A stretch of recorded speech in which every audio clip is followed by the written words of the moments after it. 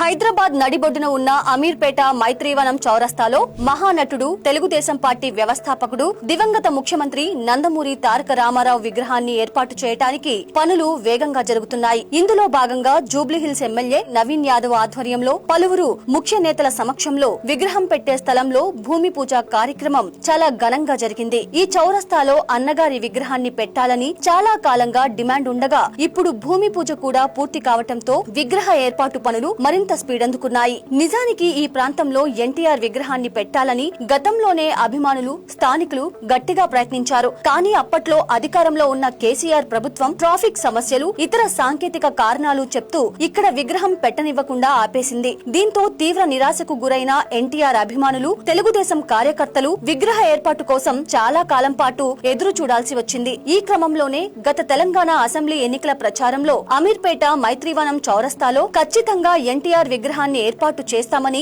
అప్పటి జూబ్లీహిల్స్ నియోజకవర్గ అభ్యర్థి నవీన్ యాదవ్, ముఖ్యమంత్రి రేవంత్ రెడ్డి స్థానిక ప్రజలకు, ఎన్టీఆర్ అభిమానులకు స్పష్టమైన హామీ ఇచ్చారు. ఎన్టీఆర్ విగ్రహం పెట్టాలని తెలుగు రాష్ట్రాలలో ఎన్టీఆర్ అభిమానులు కానోళ్ళు ఎవరైనా ఉంటారా? ఎన్టీఆర్ విగ్రహం అమీర్పేట మైత్రివనంలో పెడతంటే వద్దనే దుర్మార్గుడు ఎవడన్నా ఉంటాడా?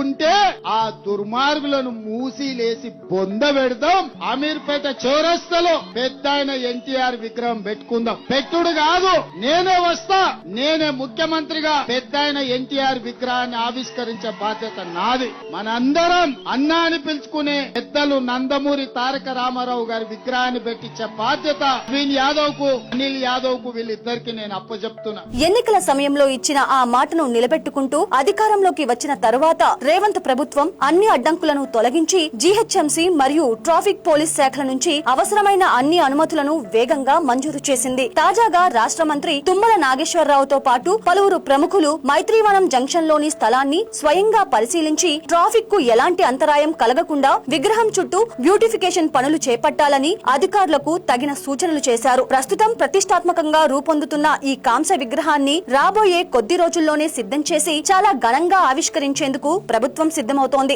గత ప్రభుత్వ హయాంలో ఎదురైన అడ్డంకులను దాటుకొని తెలుగు జాతి పేరును ప్రపంచ వ్యాప్తంగా చాటిన ఎన్టీఆర్ విగ్రహాన్ని హైదరాబాద్ లోని అత్యంత కీలకమైన మైత్రీవనం కూడలిలో ప్రతిష్ఠించేందుకు భూమి పూజ పూర్తి కావటంతో అటు ఎన్టీఆర్ అభిమానులు, ఇటు ఆంధ్రప్రదేశ్, తెలంగాణ రెండు రాష్ట్రాల ప్రజలు చాలా ఆనందం వ్యక్తం చేస్తున్నారు. దశాబ్దాలుగా కోట్లాది మంది గుండెల్లో నిలిచిన అన్నగారి విగ్రహాన్ని ఈ ప్రాంతంలో ఏర్పాటు చేయాలనే నిర్ణయంపై ఇచ్చిన హామీని నెరవేరుస్తున్న ముఖ్యమంత్రి రేవంత్ రెడ్డికి, ఎమ్మెల్యే నవీన్ యాదవ్ కు రెండు రాష్ట్రాల ప్రజలు ప్రత్యేక కృతజ్ఞతలు తెలుపుతున్నారు.